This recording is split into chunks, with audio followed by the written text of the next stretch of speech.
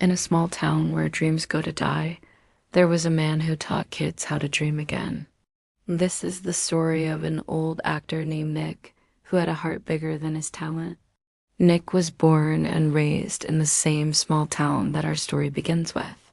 Back then, it was known as Hollywood's backyard. Even now, this place still produces a bunch of actors, directors, producers, and other people who think they are too cool for their own good. Nick was one of them. He always wanted to become an actor and make movies that would touch people's hearts. But when he grew up, he found out something. There weren't many roles for tall, lanky guys with receding hairlines. He was pretty much doomed before he even began. As soon as he graduated from high school, he left town for Allah and spent several years doing commercials for products that nobody knows. He did hundreds of auditions, but only got called back a few times. He lived in a cheap apartment and worked at a video store to make ends meet. For 5 years, he chased his dream until he realized it was a fool's errand. Nick came back home, tail between his legs, defeated and full of regret. His folks welcomed him back, but they couldn't hide their disappointment. They pinned all their hopes on him, thinking he would finally bring some excitement into their boring lives. But Nick was a failure.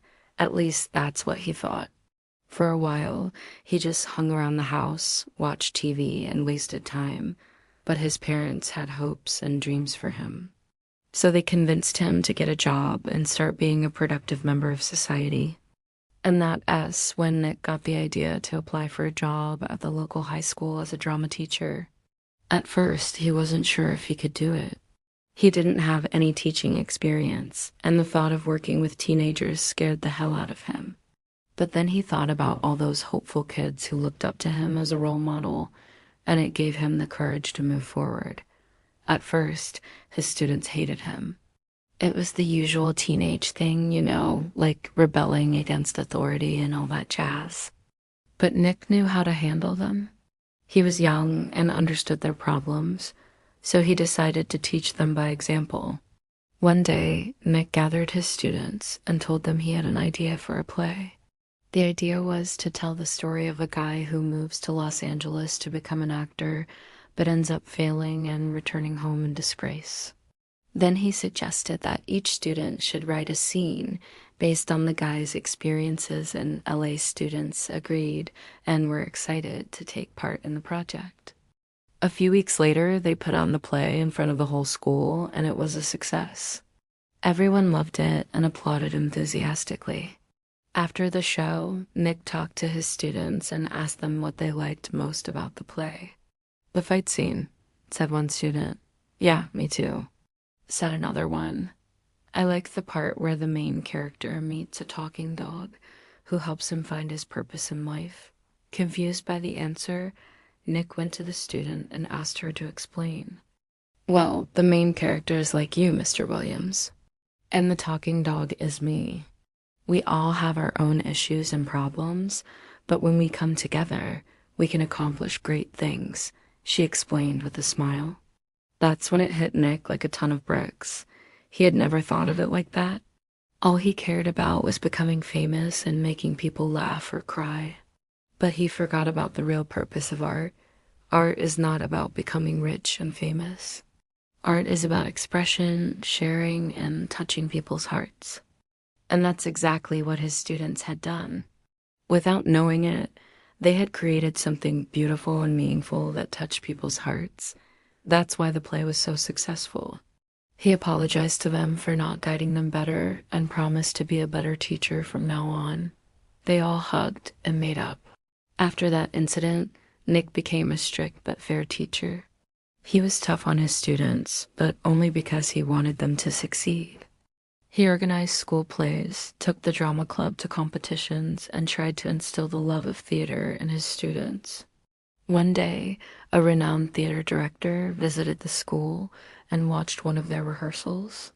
He was impressed by the students' skills and asked Nick if he could take a few of them under his wing. Nick gladly agreed, and 3 of his students got accepted into the prestigious theater program. Nick was happy for them, but also felt a pang of regret. He wished he could go to Elevim and continue his acting career, but deep down, he knew it wasn't his path. On the contrary, his students often invited him to watch their performances. They graduated from high school, went to college, and returned with trophies and accolades. Nick was proud of them and continued to support them in every way he could. Years passed and the school theater became famous throughout the state. Other schools envied them because their theater department was considered the best. Every year, the auditorium was packed with screaming fans who came to see the latest production. Parents stood in line for hours just to buy a ticket for the show. Meanwhile, Nick's life changed dramatically. He fell in love with a woman who worked at the local library and eventually married her. They bought a nice house with a big garden and 2 cats. Nick led a quiet and simple life and was content with it. But he still missed the stage and the applause. Sometimes he wondered if he had made the right decision by staying in town. Then one day, one of his students, Diana, came to him with an offer. Her director friend wanted to put on a play based on Nick's life and was willing to pay him for the rights. Nick was taken aback. He never thought anyone would be interested in his life story. But then he thought about all the interesting and exciting things that had happened to him, so he agreed. And a month later, the play premiered in the local theater. The entire town showed up to support Nick and cheer him on. The play was funny and touching at the same time. It talked about Nick's early dreams, his struggles in OA, his return home, and his work at the school. The audience laughed and cried during the show and gave the cast a standing ovation at the end. Nick was moved by the performance. He saw how his students had grown and matured. They were no longer the awkward teenagers he had met years ago. They were talented actors and actresses who knew how to command the stage. After the show, reporters and TV crews surrounded Nick, asking him questions about his life and work. He was happy to talk about both, but mostly about his students. He told everyone that they were the ones who deserved the spotlight, not him. As the night wore on, more and more people approached Nick to congratulate him on the play. The mayor presented him with a plaque commemorating his contributions to the community. The local newspaper ran a front-page story about the play's success, and Nick's phone wouldn't stop ringing. He was overwhelmed by the attention, but it made him realize something. Fame and recognition weren't everything he had dreamed of as a kid. Sure, it was nice to be appreciated, but the real joy came from creating something beautiful and sharing it with others. That's why he had become a teacher in the first place. He wanted to share his love of theater with the next generation, and now he saw the results of his work. His students were successful, the town loved him, and he had a sense of pride and accomplishment he had never felt before. Nick smiled as he watched his students perform on stage. He knew he had made the right decision by staying in town. He was exactly where he was supposed to be. The next morning, Nick woke up feeling refreshed and energized. He looked around the room and smiled. He was lucky to be alive, to be loved, and to be part of such a wonderful community. He got out of bed and went to the window. The sun was shining, the birds were singing, and the world was full of beauty.